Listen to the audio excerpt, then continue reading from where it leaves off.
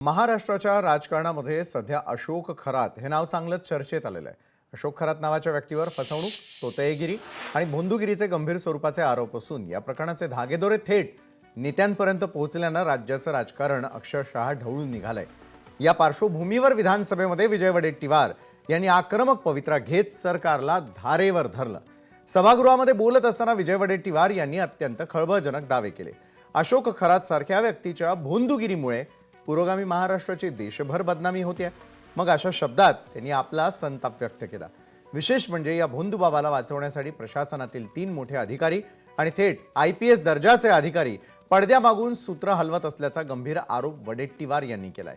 या अधिकाऱ्यांनीच खरातला मदत केलेली असून यामध्ये वरिष्ठ पोलीस यंत्रणेचाही सहभाग आहे असं त्यांनी सभागृहाच्या निदर्शनास आणून दिलंय।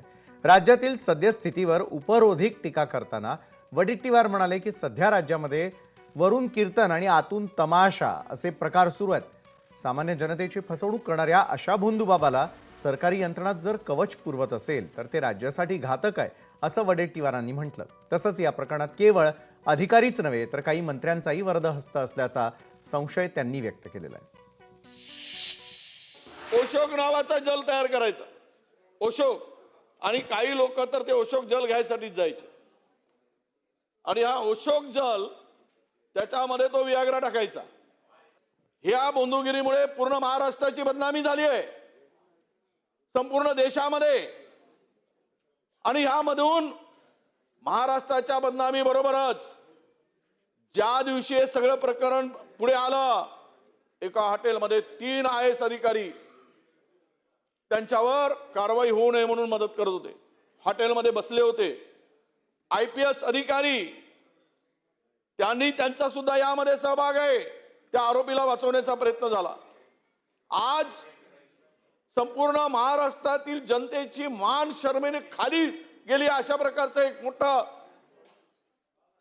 लाजवणारं आणि शर्मेने मान खाली घालणारी ही घटना अध्यक्ष महोदय।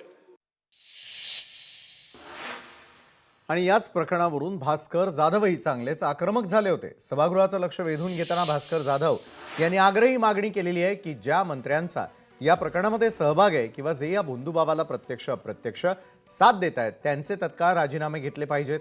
केवळ चौकशी करून चालणार नाही तर या प्रकरणातील मास्टरमाइंड शोधून त्यांच्यावर गुन्हे दाखल करावेत असा पवित्रा जाधव यांनी घेतलाय। या जोरदार आरोपामुळे सत्ताधारी आणि विरोधकांमध्ये सभागृहात मोठी जुंपली आहे।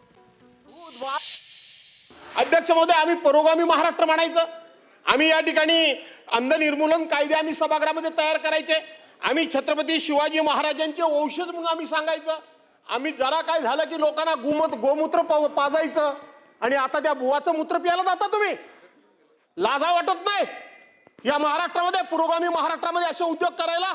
भूत बाबा बाबा ज्या छत्रपतींचं नाव घेतात त्यांनी अमावस्या कधी बघितली नाही, त्यांनी पौर्णिमा कधी बघितली नाही, त्यांनी पितृपक्ष कधी बघितला नाही, त्यांनी कुडबुड्या ज्योतिषी कधी बघितला नाही, गंडे दोरे अंगठ्या खडे हे कधी बघितले नाहीत। हे उद्योग कशाला करायला हवेत तुम्हाला अध्यक्ष महोदय? काय या माबाला लागता तुम्ही? लोकशाही मराठी ऐका, पहा, जागरूक रहा।